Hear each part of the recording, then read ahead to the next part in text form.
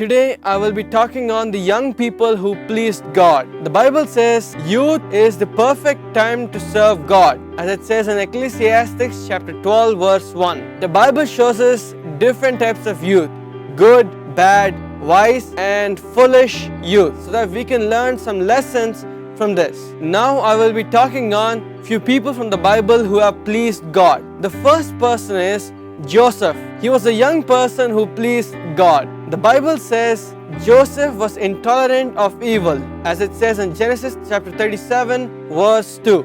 Joseph was obedient to his father. Joseph did not complain about his circumstances, as it says in Genesis chapter 50 verse 19 and 20. The next person who has pleased God was Samuel.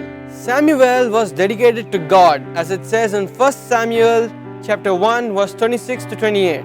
He lived in the tabernacle as a servant, as it says in 1 Samuel chapter 3 verse 1. He also developed a wonderful character and was also very obedient to God. He also had an achievement. At a very young age, he became a prophet of God, which is a great blessing for him. The next person in the Bible is a woman who pleased God, Esther. Esther was an obedient child, as it says in Esther chapter 2 verse 20. Esther was a great believer in prayer and providence, as it says in Esther chapter 4 verse 16. Esther risked her life to save her people, like how Jesus risked his life on the cross to save the entire humanity. Esther had characteristics of God. Now, God also expects you to have the same characteristics throughout your entire life. Now, there were three more boys who greatly glorified God through their acts. They are Shadrach, Meshach and Abednego. They were young men who pleased God. With Daniel with them, they did not eat unclean things because they were afraid that God was looking at them, as it says in Daniel chapter 1 verse 8.